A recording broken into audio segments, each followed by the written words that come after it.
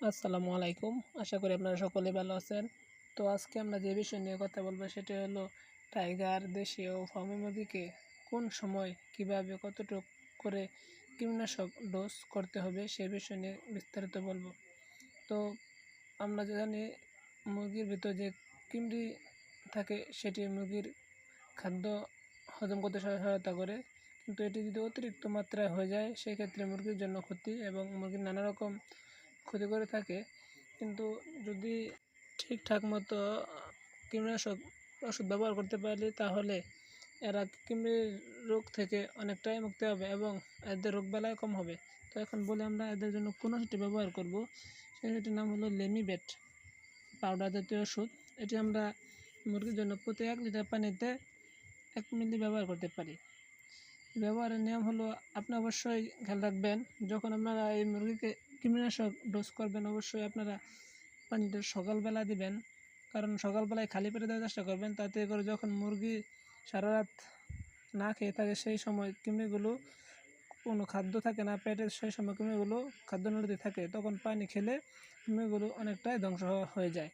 আর যদি আপনি খাবার খাওয়ার পর এটি দেন তাহলে এরা খাবারের ভিতর লুকিয়ে থাকে, সেই সময় আপনার কৃমি ডোজটা করলে পানিটা খাইলেও সম্পূর্ণ কৃমি নিধন হয়ে থাকে না। তাই আপনারা খালি পেটে ব্যবহার করবেন।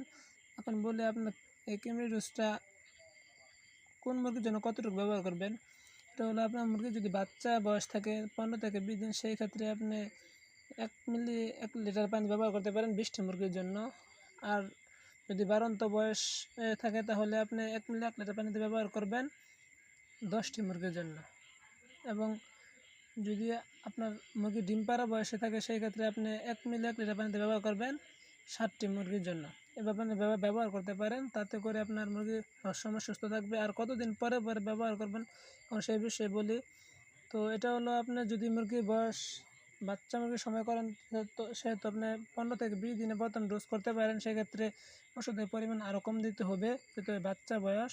তো এরপরে আপনি 15 থেকে 20 দিন পর, যেহেতু প্রথম 20 দিনের ভেতরে আপনি প্রথম ডোজটা করবেন, এরপর আপনি আরও 3 থেকে 4 সপ্তাহ ধরেন আরও 1 মাস পরে যখন মুরগির বয়স 45 দিন হবে তখন দ্বিতীয় ডোজটি অবশ্যই করে ফেলবেন। এবং এরপর যখন সময় হবে এরপর আপনার মুরগি যদি মাচায় বা লালন পালন করতে থাকেন সেক্ষেত্রে আপনি 3 মাস পর পর করতে পারেন। আর যদি মুরগি মাটিতে লালন পালন করে থাকেন, মাটি খুঁজছে সে খাইয়ে থাকে, সেক্ষেত্রে আপনার 2 মাস পর পর ভ্যাকসিন কীটনাশক ডোজ করাটাই ভালো হবে। সেক্ষেত্রে আপনার মুরগিগুলো সুস্থ থাকবে। তো মুরগিগুলোকে